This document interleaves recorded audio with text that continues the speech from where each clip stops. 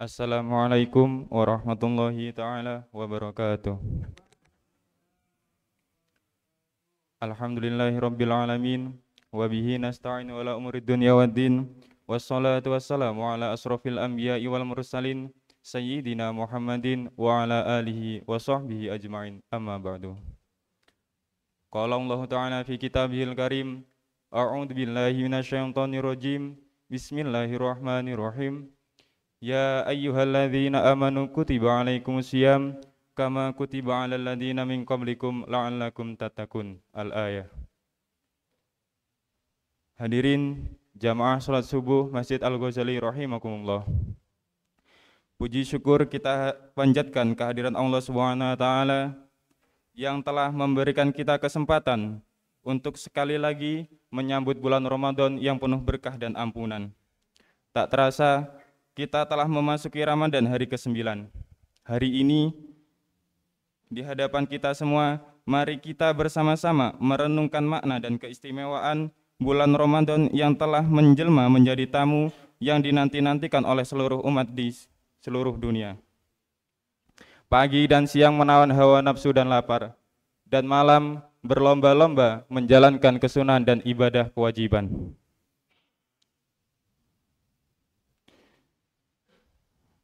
Dalam setiap detik yang kita lalui dengan penuh kesabaran, puasa mengajarkan arti sebuah pengorbanan.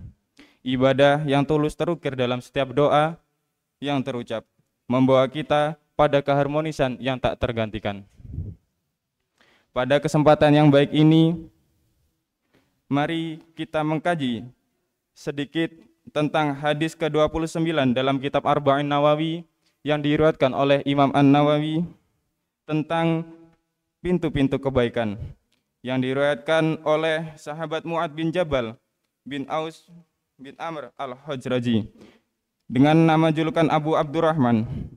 Beliau merupakan salah satu sahabat Ansor yang pertama kali masuk Islam, as-sabiqunal awwalun,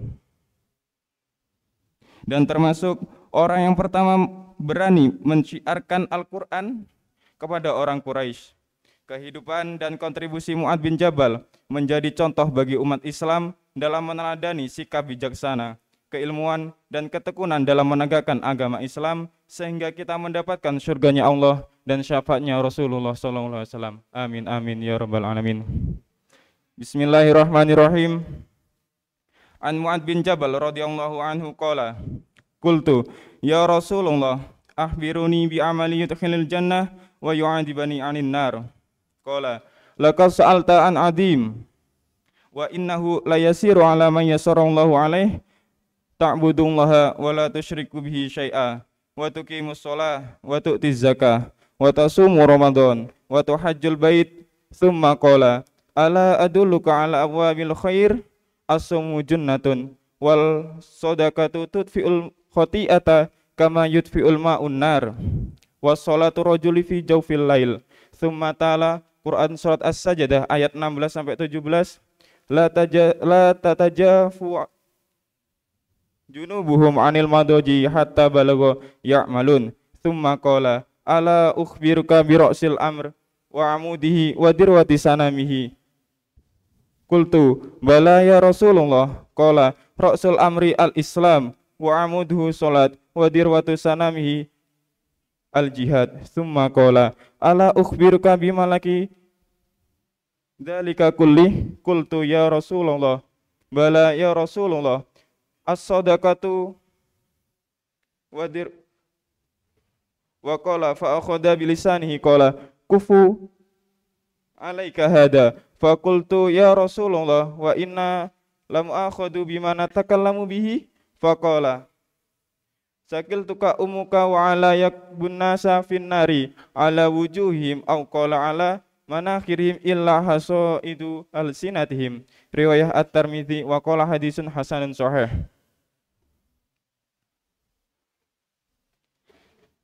Diriwayatkan dari Mu'ad bin Jabal radhiyallahu an bahwasanya beliau berkata, saya telah mengatakan kepada Rasulullah sallallahu alaihi wasallam, wahai Rasulullah, beritahu saya tentang amalan yang memasukkan ke surga dan menjauhkan saya dari api neraka.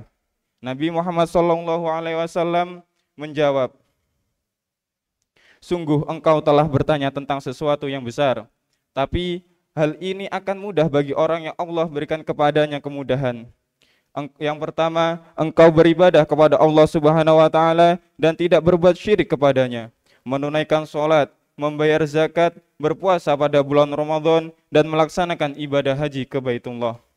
Kemudian Rasulullah SAW bersabda, maukah engkau aku tunjukkan kepada pintu-pintu kebaikan? Puasa itu perisai, sedekah itu menghapus kesalahan sebagaimana air memadamkan api, dan sholat seseorang di pertengahan malam. Kemudian Nabi SAW membaca Quran surat As-Sajdah ayat 16-17 yang artinya, dan pinggang-pinggang mereka jauh dari tempat tidur. Mereka berdoa kepada Tuhan mereka atas dasar rasa takut dan harapan, dan mereka menunaikan infak dari rezeki yang kami berikan kepada mereka. Tak seorang pun mengetahui hasil berbagai kenikmatan yang menanti, yang indah dipandang sebagai balasan bagi mereka atas apa-apa yang mereka kerjakan. Quran surat As-Sajdah ayat 16-17. Kemudian Rasulullah SAW mengatakan, maukah engkau aku beritahu tentang pokok perkara, tiang dan puncaknya? Mu'ad bin Jabal mengatakan, tentu wahai Rasulullah SAW. Nabi Muhammad SAW bersabda, pokok perkaranya adalah Islam, tiangnya adalah sholat, dan puncaknya adalah jihad. Kemudian Nabi SAW bertanya lagi, maukah engkau aku beritahu tentang kunci dan pokok dari itu semuanya? Mu'ad bin Jabal menjawab, tentu saja wahai Rasulullah. Beliau Nabi Muhammad SAW menjawab, serta memegang lidah Mu'ad bin Jabal dan mengatakan, jagalah ini mulut dan lidah Mu'ad bin Jabal. Maka Mu'ad bin Jabal bertanya lagi kepada Rasulullah SAW, wahai Rasulullah, apakah kita akan ditanya dan dihukum tentang akibat apa yang kita ucapkan? Maka Rasulullah SAW mengatakan, wah, adakah yang membuat orang jatuh ke dalam neraka selain buah dari perbuatan lidah mereka sendiri? Hadis riwayat Tirmidzi. Imam An-Nawawi mengatakan bahwa hadis ini hasan sahih. Hadis ini menunjukkan bahwa masyru'nya seseorang beramal karena menginginkan surga dan menghindar dari api neraka. Beramal karena menginginkan surga dan menghindar dari api neraka bukan hal yang tercela sebagaimana disangka oleh sebagian sufi yang melampaui batas. Jamaah rahimakumullah, justru hal itu dibenarkan oleh Al-Quran dan As-Sunnah yang mulia. Keduanya memberikan stimulus dan sugesti agar surga dan ridhonya menjadi obsesi kita, dan neraka menjadi tempat yang kita hindari. Bahkan Nabi Muhammad SAW memuji keingintahuan Mu'ad bin Jabal terhadap amalan yang bisa mengantarkan ke surga dan terhindar dari api neraka, dengan mengatakan, laqad sa'alta an adim, engkau bertanya tentang sesuatu yang besar. Allah Ta'ala berfirman dalam surat Al-A'raf ayat 43 yang artinya, dan diserukan kepada mereka, itulah surga yang telah diwariskan kepadamu karena apa yang selalu kamu kerjakan. Kedua, hadis ini menunjukkan bahwa untuk mengetahui dan menjalankan amalan-amalan yang mengantarkan ke surga dan terhindar dari neraka adalah perkara yang mudah bagi orang-orang yang dimudahkan oleh Allah Subhanahu wa taala.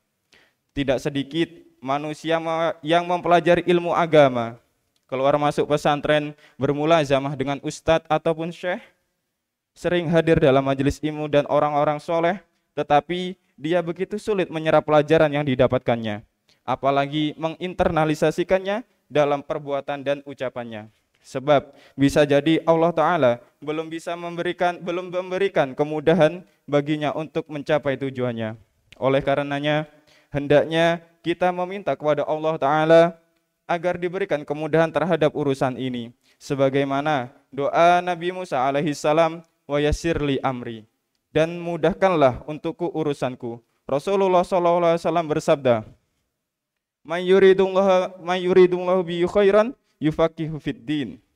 Barang siapa yang Allah kehendaki mendapatkan kebaikan, maka akan dipahamkan baginya ilmu agama. Hadis riwayat Bukhari.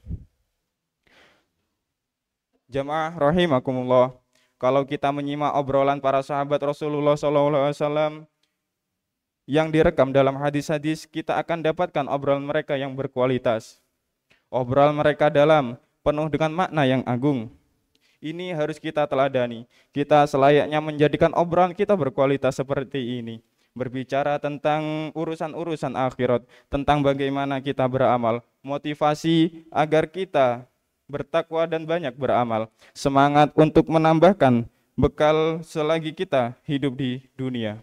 Semoga pada bulan Ramadan yang penuh berkah ini kita semakin dikokohkan keimanannya dan semangat fastabiqul khairat, berlomba-lomba dalam kebaikan.